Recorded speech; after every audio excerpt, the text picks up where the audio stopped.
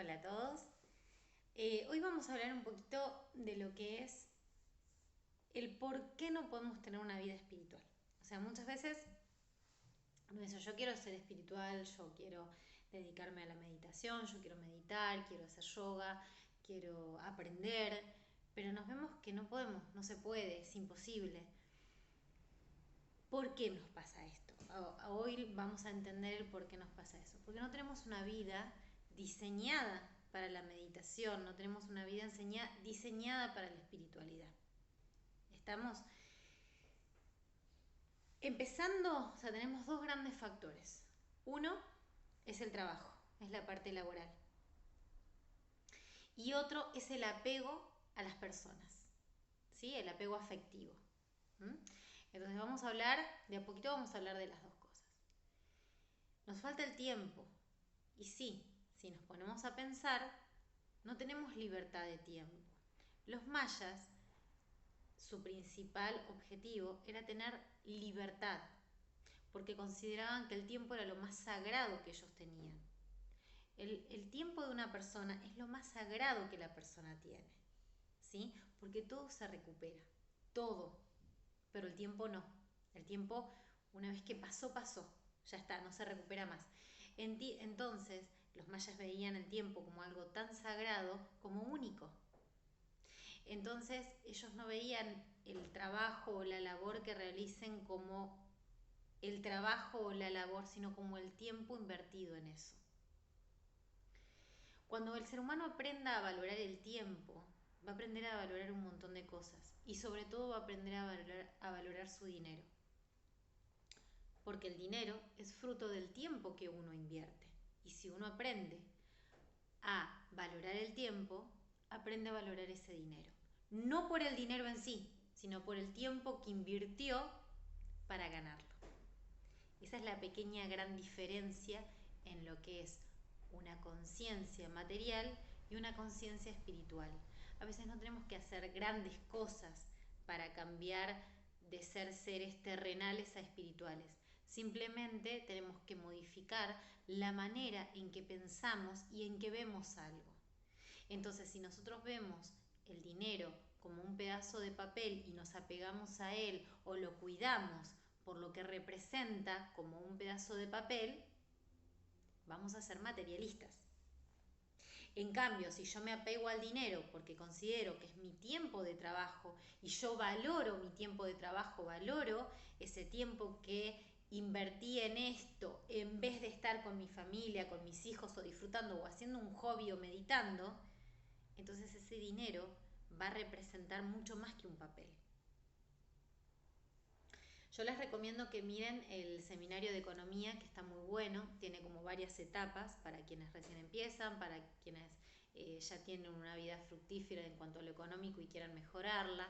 Ese seminario está muy bueno, ahora después yo les voy a pasar el link para los que no lo vieron, que lo vean nuevamente. Lo que tenemos que lograr es la libertad, tanto emocional como económica. Y ustedes fíjense que no tenemos tiempo para la espiritualidad. ¿Por qué? Vamos a hablar del trabajo. Vamos a hablar de nuestro día a día, nuestra vida cotidiana. Tenemos 7 horas de dormir, necesitamos dormir 7 horas. Tenemos 2 horas de comida, almuerzo, cena o merienda y cena o almuerzo y merienda o desayuno y merienda, como cada uno lo quiera, lo quiera repartir, digamos. Vamos a poner que tenemos 2 horas. Entonces tenemos 7 horas de sueño, 2 horas de alimento, que comemos, que cenamos, que almorzamos, son 9 horas. Y después tenemos 8 horas de trabajo, o sea que serían 17 horas. Y como mínimo tenemos 3 horas de viaje, o sea, entre lo que tardamos en ir y volver del trabajo. Seguramente que a muchos les parece poco 3 horas de viaje, hay veces que se extiende a 4 horas, 4 horas y pico, pero bueno, vamos a poner que sean 3 horas. Son un promedio de 1 hora y media para ir y un promedio de 1 hora y media para volver. Entonces ahí ya tenemos 19, dijimos, vamos a hacer de nuevo la cuenta. 7 horas de descanso, 2 horas de comida, como cada uno lo quiera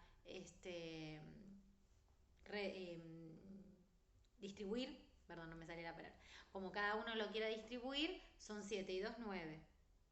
Tenemos 8 horas de trabajo, 9 y 8, 17, y tenemos 3 horas de viaje. O sea que tenemos 20 horas en total. O sea que de todo el día en nuestras condiciones básicas, para nuestras condiciones básicas de trabajo, sueño y comida, gastamos 20 horas. El día tiene 24 horas. O sea que nosotros nos están quedando 4 horas del día para hacer lo que queremos. Bueno, pero a lo que queremos le tenemos que incluir el ducharnos, el aseo de la casa, el ir a comprar, porque bueno, tenemos que ir al supermercado, tenemos que ir al almacén, comprar alimento. Y ahí se nos fueron ¿cuánto? 2 a 3 horas. O sea que de las 4 horas ya nos están quedando 1 o 2 horas. Los que tenemos hijos, tenemos que dedicar tiempo a las tareas, a las cosas de los hijos, lógicamente. Entonces ahí ya de 4 horas nos están quedando 3 horas menos y nos está quedando 1 hora. Siendo generosos. En 1 hora no podemos estudiar, hacer yoga, leer un libro. No se puede. Es imposible. Y siendo generosos nos queda 1 hora. Por eso digo que nos falta tiempo para ser espirituales. Entonces, ¿qué tenemos que hacer? Empezar a organizarnos mejor en nuestra vida. Replantearnos un montón de cosas. Porque encima en esa hora que nos queda libre, nos mandaron un mensajito de WhatsApp, nos llamó por teléfono mamá, tenemos que hablar con la tía, que tuvo un problema y la tenemos que escuchar, o una amiga que se está separando, nos toma como consejeras y listo, voló la hora. Tenemos que aprender a administrar nuestro tiempo. Para ser espirituales tenemos que aprender a administrar nuestro tiempo. Por eso, si de las 24 horas del día, 8 horas, sumadas las 3 horas de viaje, serían 11 horas. La dedicamos a trabajar, tenemos que rever y replantearnos cómo vivimos, cómo trabajamos. Entonces, la manera más viable de uno poder desarrollarse como ser, en lo personal y en lo espiritual, es trabajar para tener una libertad económica. Libertad económica le llamo a no tener que depender de, a poder manejar mis tiempos, a poder trabajar menos, tener más libertad.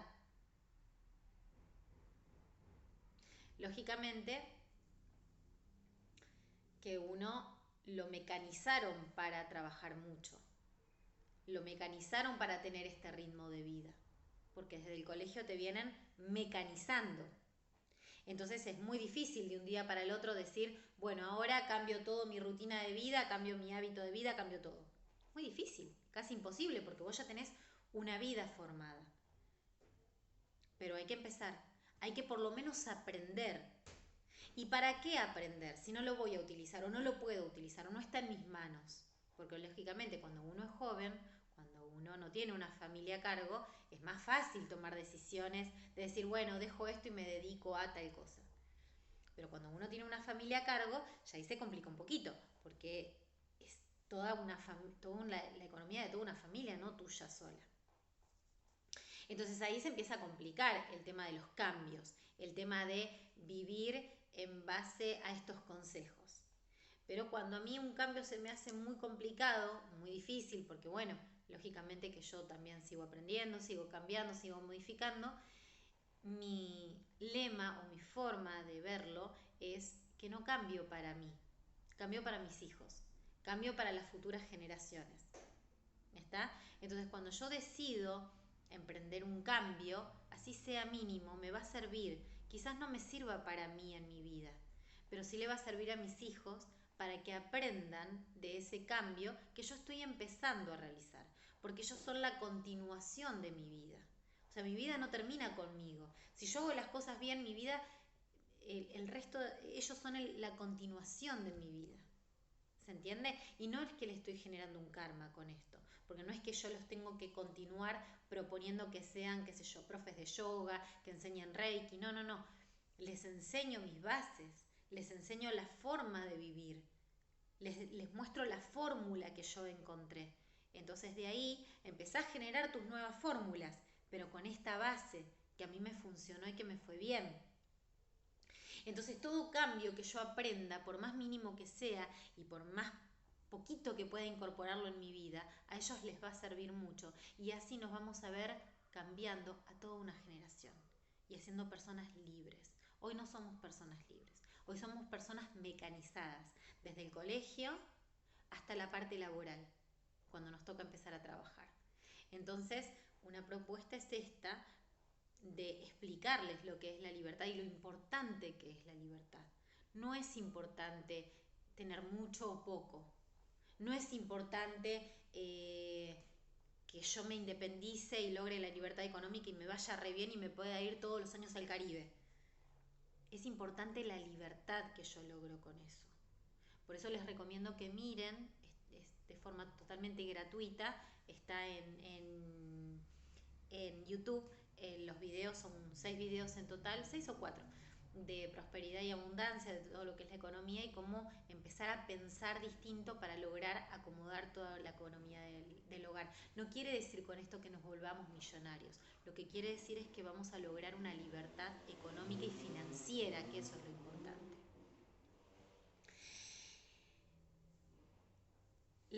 El otro apego es a lo emocional. Tenemos muchos apegos emocionales. Y ahí es donde viene el otro conflicto. Y acá vamos a empezar hablando de esto. La mente, no me voy a cansar de explicarlo nunca, porque es algo que el ser humano tiene que entender, que la mente necesita responderse cada pregunta existencial, ya sea algo trascendental, complejo, o algo simple, del día a día, de la vida cotidiana.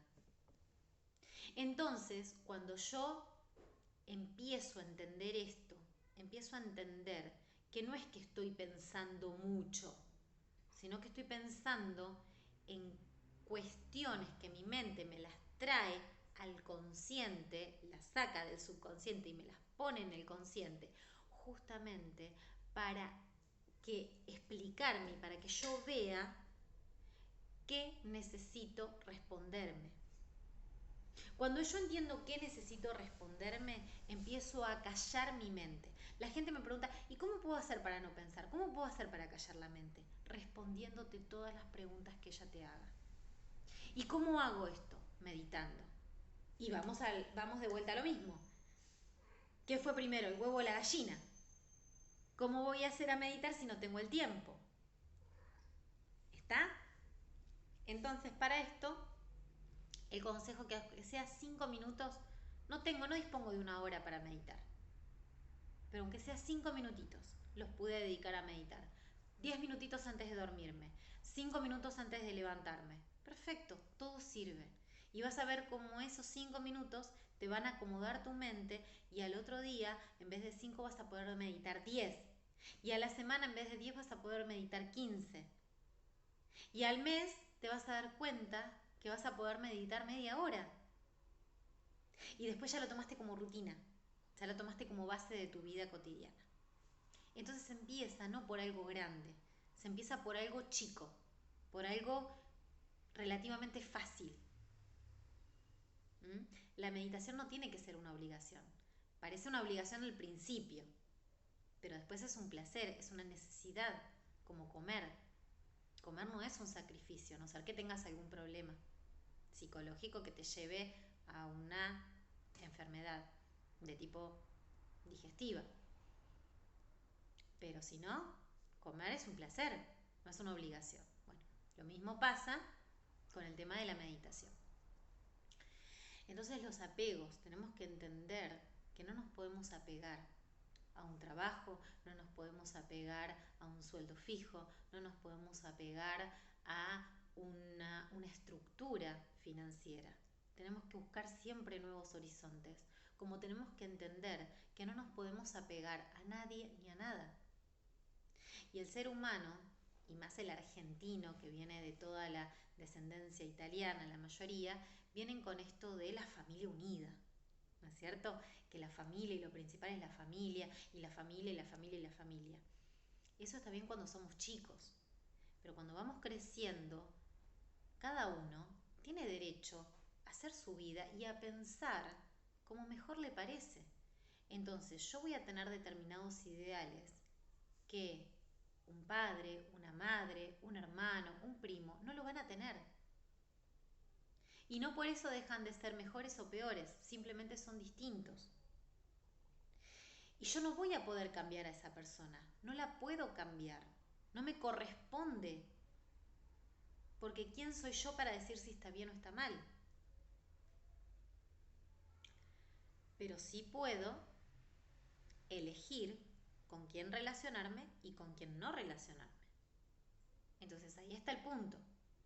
Como yo te doy la libertad y no te obligo a cambiar, vos tampoco me podés obligar a estar sosteniendo una conversación que a mí no me interese, que no me aporte, que no me guste, porque vamos a volver a lo que dijimos antes. El tiempo es sagrado. Entonces yo no puedo y no me podés obligar a invertir mi tiempo en algo que a mí no me interesa. Entonces yo no voy a pretender cambiarte. Yo no soy quien para cambiarte. Pero vos no sos quien para obligarme a mí a soportar o tolerar algo que no esté dispuesto a tolerar o a soportar. Ya sea un amigo, ya sea un familiar, ya sea una pareja. Y el problema del apego, con respecto a las parejas, igual el tema de parejas da para mucho, pero vamos a hacer un breve resumen que después, una vez que dijeran toda esta información y que entiendan esto, vamos a hablar de todo lo que son las parejas más en profundidad, porque lleva mucho tiempo. Entonces, el tema parejas, uno siempre quiere cambiar al otro en base a lo que a uno le parece correcto e incorrecto. Y yo no soy quien para cambiar al otro. Yo puedo sugerir, mira, a mí la verdad esto me afecta y si lo podés cambiar me harías un gran favor. Pero no quiere decir que el otro lo vaya a cambiar y que el otro esté obligado a cambiarlo. Ahora, volvemos a repetir lo de antes. Si yo tengo la libertad de decidir si quiero o no tolerar eso que me disgusta, que no me cae bien o que no me siento cómodo. Les voy a dar un ejemplo. Vamos a suponer que yo no soporto el olor a cigarrillo, me ahoga, me asfixia, me cae mal. Y mi marido fuma. Entonces, no sé, antes no fumaba, ahora se le agarró el vicio de fumar, fuma y cada vez fuma más porque tiene ansiedad. Entonces yo le agarro y le puedo decir, mira, a mí la verdad este cigarrillo me molesta, no lo tolero, no tolero el olor, no tolero el olor a tu ropa cuando fumás, no tolero el olor en la boca, no lo tolero, no puedo, me ahoga, no, me hace mal. Entonces mi marido me va a decir, sí, sí, yo lo voy a dejar, sí, sí, yo lo voy a dejar, sí, sí, yo lo voy a dejar y no lo deja. Y no solo que no lo deja, sino que bueno, cada vez se empeora más el tema. Entonces ahí yo a él no lo puedo cambiar, yo ya le sugerí que lo deje. Por su bien, por el mío, le sugerí. Pero no lo deja y no lo puedo cambiar. Entonces ahí está mi opción. ¿Y cuál es mi opción? Mira, yo te quiero, te respeto, lo pasé muy bien con vos, pero yo no me puedo torturar todos los días con algo que a mí me cae mal.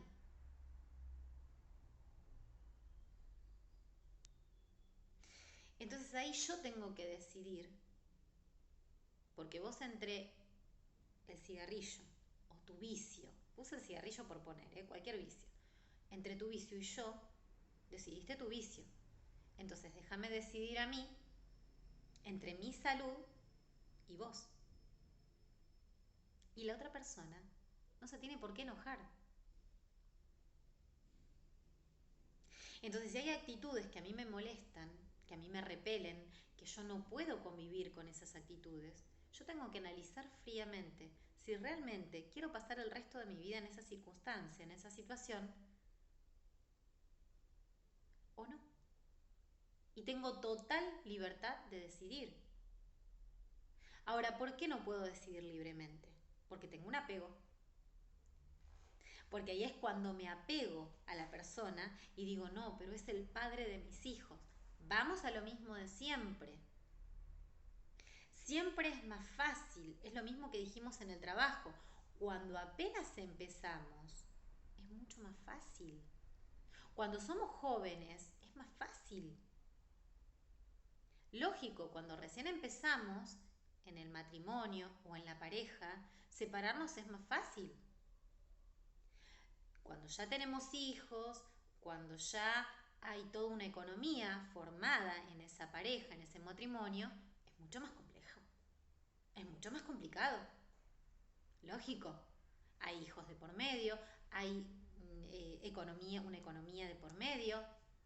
Entonces, claro, se hace mucho más complicado, pero no imposible. Va a llevar más tiempo, pero no es imposible. Uno siempre tiene que buscar la libertad.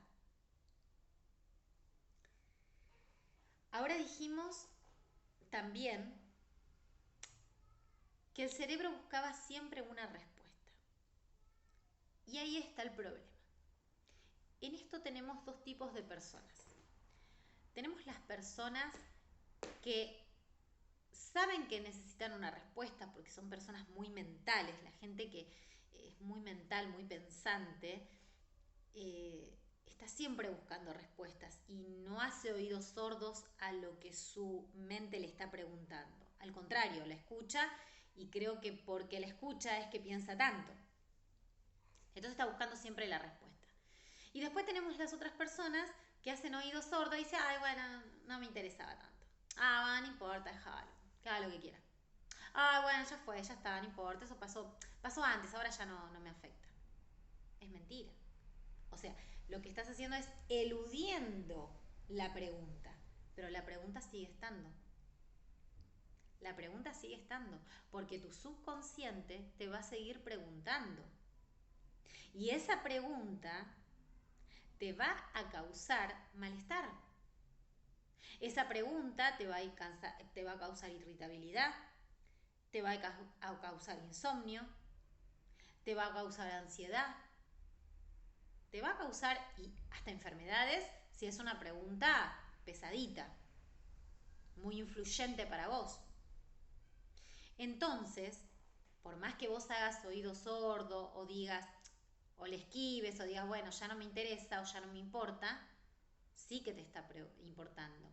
Una vez que se hizo una pregunta en el subconsciente, esa pregunta queda grabada y hasta que la mente no lo responda va a estar dando vueltas y vueltas y vueltas y vueltas en la mente.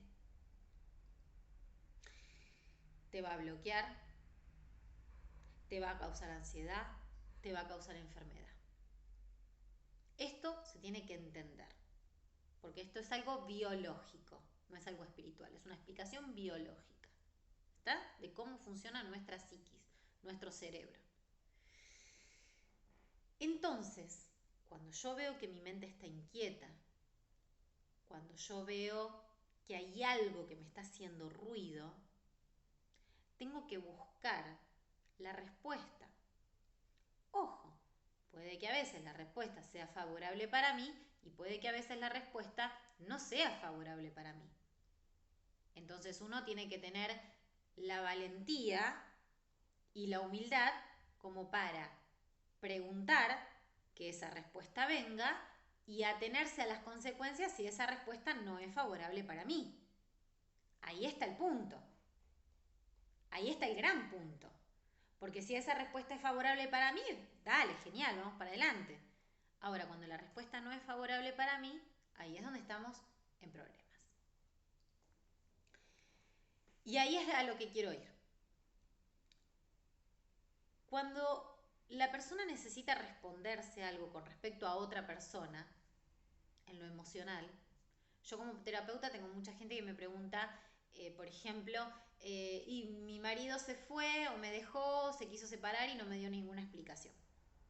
Y no lo puedo olvidar. ¿Por qué no lo puedes obligar? Porque no te dio ninguna explicación. Por ende, tu psiquis está buscando una respuesta que no la está encontrando.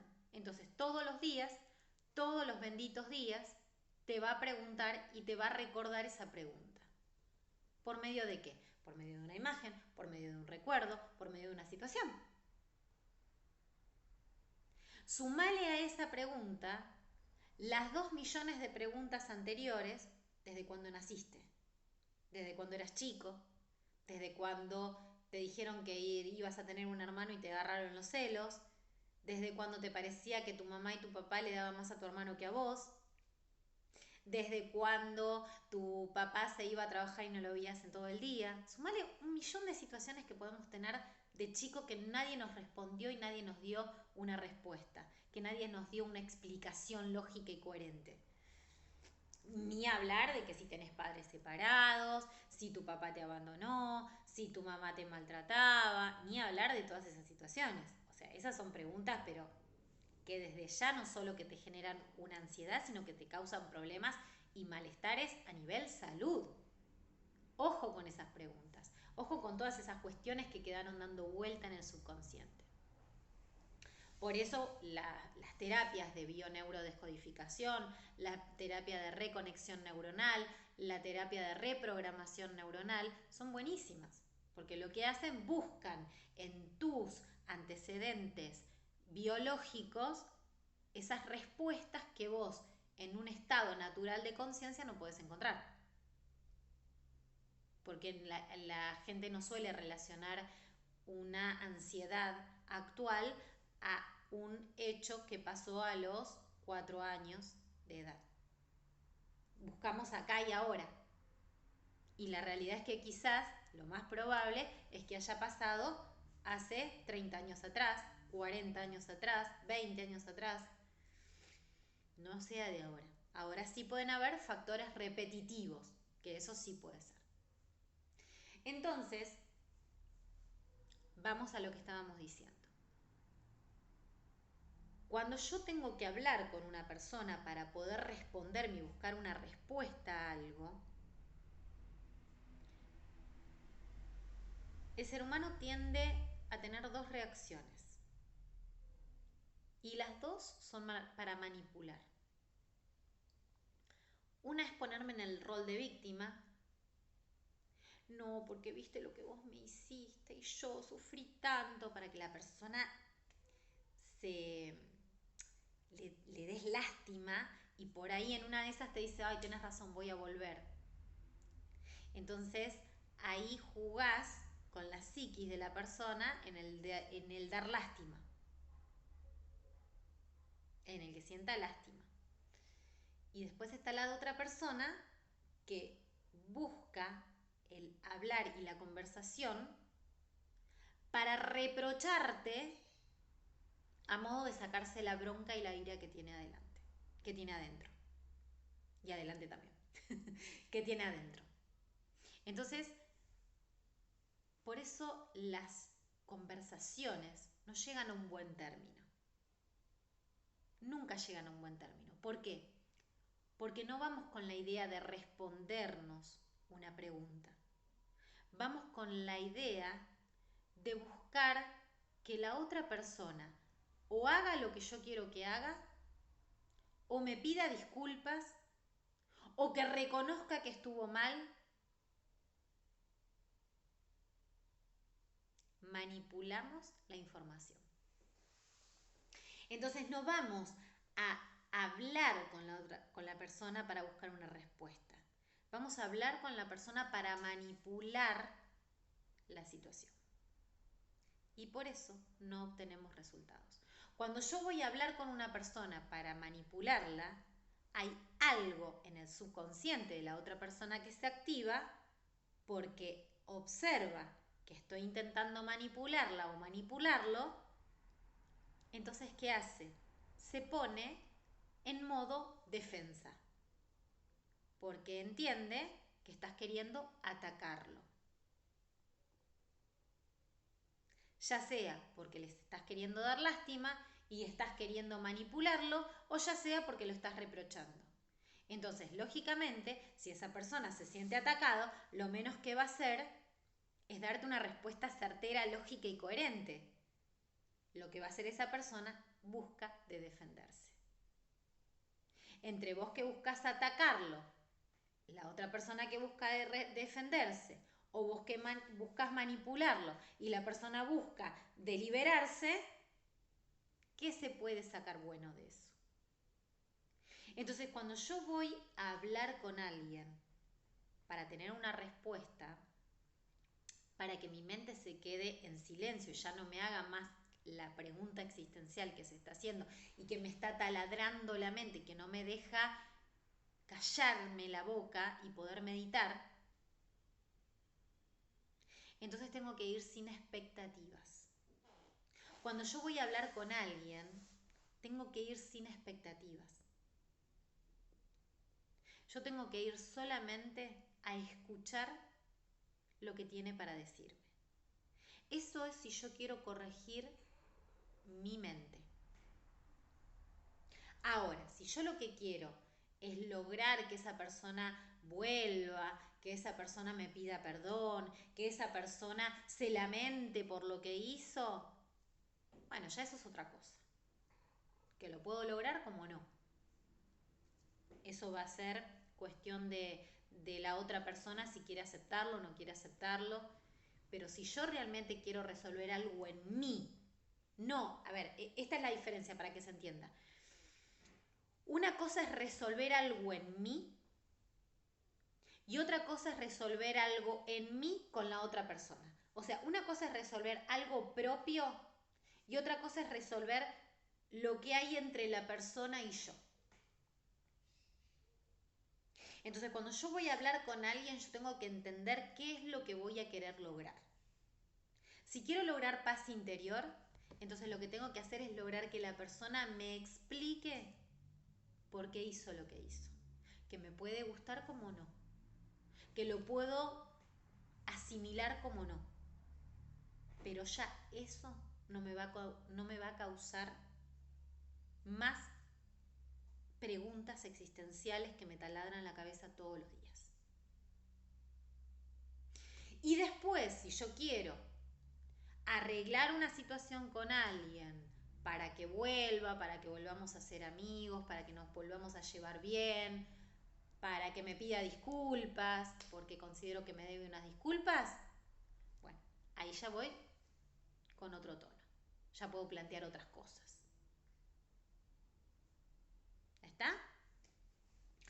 Pero acá estamos hablando de paz mental. Entonces yo lo que tengo es que lograr la paz mental. Por eso es el consejo que les doy y no me aboco al hecho de resolver una situación con la otra persona, sino responderme preguntas existenciales que tengo con la otra persona o de una situación. ¿Está? Cuando yo logro eso, cuando yo logro esa libertad mental de responderme todas las preguntas existenciales que tengo y de poder entender a la otra persona, ya sea que obró bien, obró mal, por qué lo hizo, comprenderlo, entonces dejo de sentir bronca, de sentir odio, de sentir rabia. Puedo o no compartirlo. A ver, yo puedo entender por qué hiciste algo y no compartirlo porque no es mi forma de ser, no es mi forma de ver la vida, no es mi forma de sentir, no es mi forma. Pero te entendí el por qué lo hiciste. Entendí que hubo algo de trasfondo. ¿Me explico? No lo comparto, pero lo entiendo. Y después de ahí yo decidiré si quiero o no volver a sentarme a tomar un mate con vos, por ejemplo. Nadie me obliga a eso. Entonces ahí ya tenemos una libertad emocional. Ahí entendimos lo que es la libertad emocional. Resumidamente, la libertad emocional es no depender de nadie, no esperar nada de nadie, simplemente buscar respuestas a situaciones y soltar. No querer cambiar a nadie y tener la libertad de elegir con quién quiero estar y con quién no quiero estar. Y que no haya ningún protocolo, ninguna obligación social, nada que te obligue a estar con alguien que ya no te sentís cómodo. Pero antes sí me sentía cómodo, antes. Pero la gente cambia, la vida cambia, todo cambia. Y si antes me sentí cómodo, hoy ya no me siento cómodo. Y punto. Y no hay más vuelta que darle. Y no hay que cambiar nada. Entonces, bueno, podemos encontrarnos con que yo planteo algo y le digo, mira, no me gusta esta forma de ser, quisiera que la modifiques, y la persona la modifica. Bárbaro, pero espectacular, espectacular. Pero ¿qué pasa si no? Y ahí está el problema. Entonces ese es un poquito la explicación de lo que es la libertad. Cuando yo tengo la libertad económica, que eso lo van a ver, si no es mucho tiempo que tengo que estar con el video, y en resumidas cuentas está en los otros videos que ya les dije. Si yo logro la libertad económica y logro la libertad emocional, logro la libertad mental. No hay otra fórmula, no hay otro secreto. Libertad emocional más libertad económica es libertad mental. Y punto. Y acá no voy a necesitar ni hacer grandes meditaciones pidiéndole a qué sé yo qué arcángel, no. Acá solamente con cerrar los ojos voy a sentir una paz mental increíble, porque no le debo nada a nadie, porque nadie me debe nada a mí, porque no quiero cambiar a nadie, ni tengo que cambiar por nadie.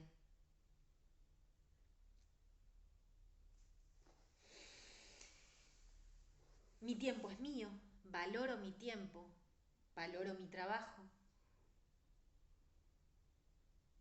Ahí está. Entonces, el camino es largo, es complicadito, porque venimos con un chip incorporado de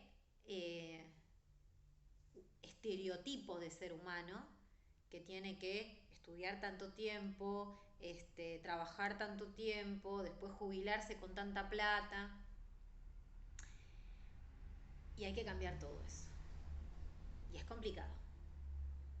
Es complicado. Pero los que van a disfrutar este gran cambio que uno puede hacer desde su interior son nuestras futuras generaciones, a las cuales podemos empezar de a poco a educarlas en esta base de libertad emocional. La gente es muy manipuladora,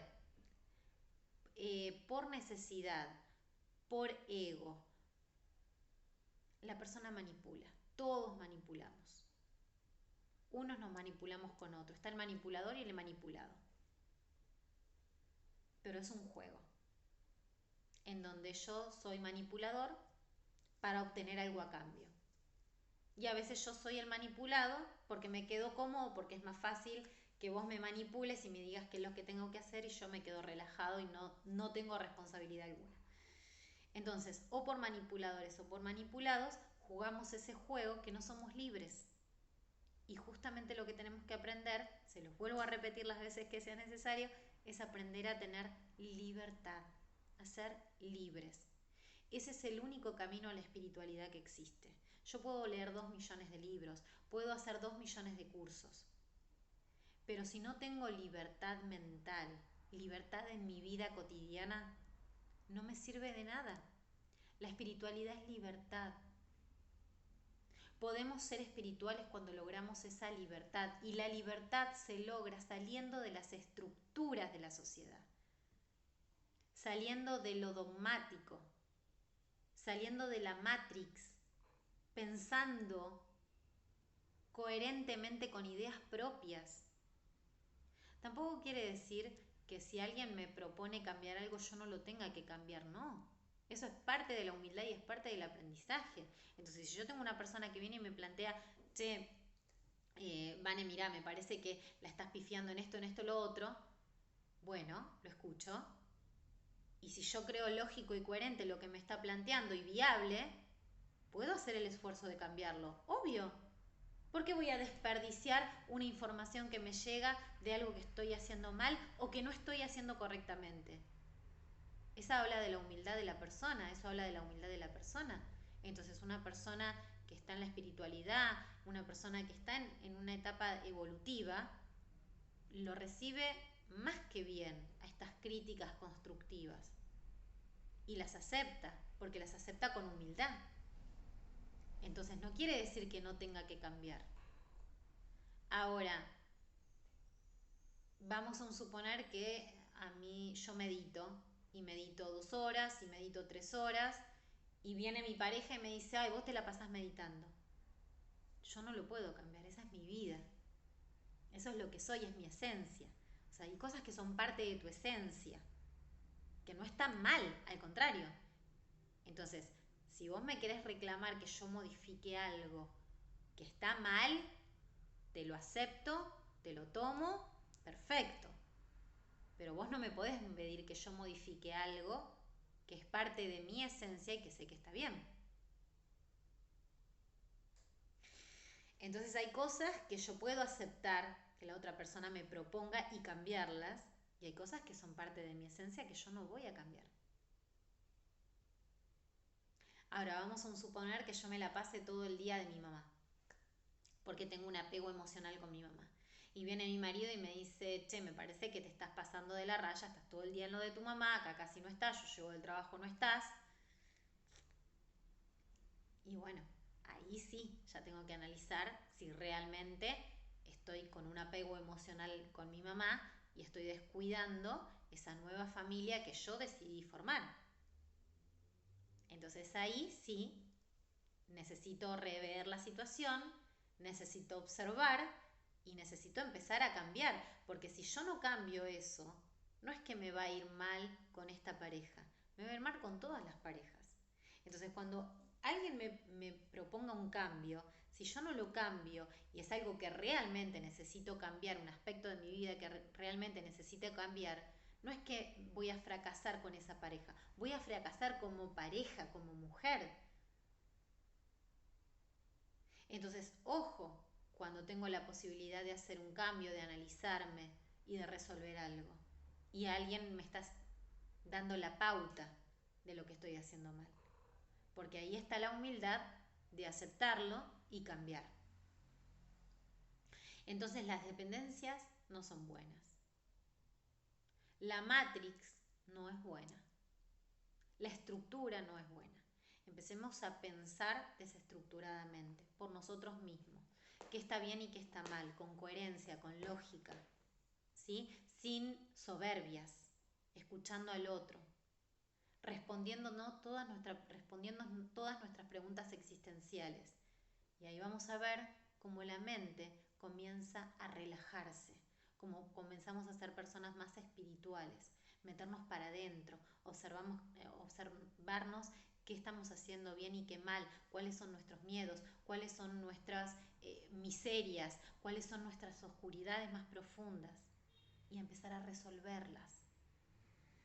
Ese es el único camino a la espiritualidad. Lo otro son libritos. Cuando yo quiero ser espiritual la tengo que vivir una vida en base a la espiritualidad. Y la espiritualidad, miren, hay muchos mitos. Esto del tercer ojo, de ver gente de otros planetas. Está bueno, está bueno.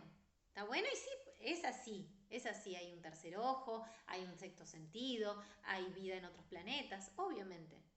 Pero si yo no sé la base, si yo mínimamente no me conozco, si yo mínimamente no me reconozco como persona, como ser humano, mis errores, mis defectos, mis limitaciones, mis gustos, ¿cómo pretendo saber más allá de todo eso?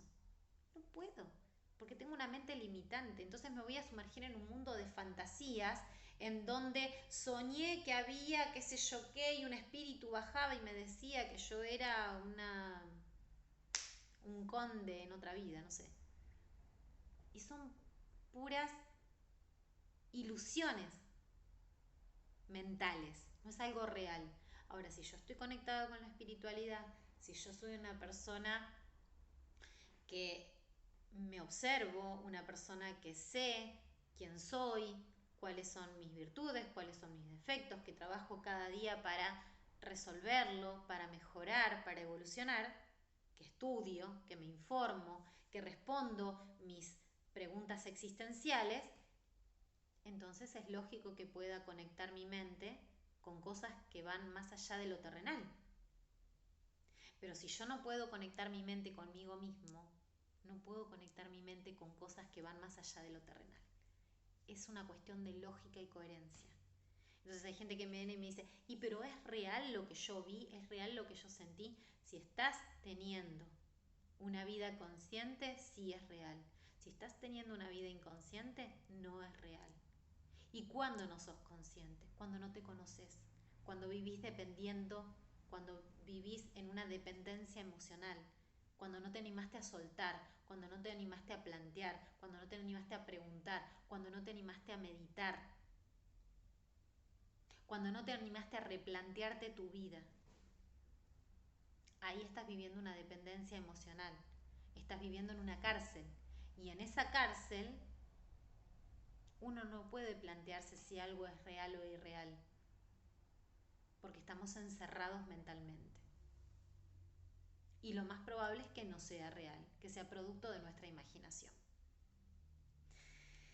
Les mando un beso a todos, muy buen fin de semana y nos vemos la próxima con el próximo video. Si alguno tiene alguna sugerencia de algo que quiere hablar, de algo que quiera entender o que quiera que hablemos de esto, me lo manda por mensajito ahí en los comentarios y con gusto vamos a hacer toda una pequeña charla en base a eso.